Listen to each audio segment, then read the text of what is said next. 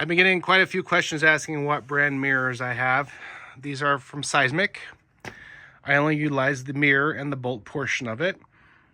To access the mounting area, you simply take off all these screws. This you do not need to take off. It'll fold out.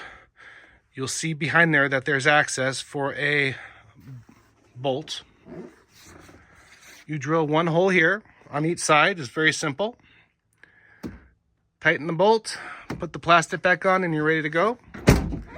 Again, I like these better versus Kawasaki because they don't stick out as far.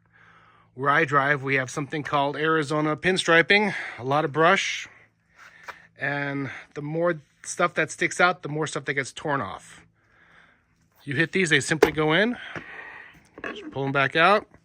They do come with a lifetime warranty, and they're not very expensive. Any questions, you can give me a buzz at 815-321-3888 or send us an email at theatvsuperstore@gmail.com. My name is Thor. Have a great day.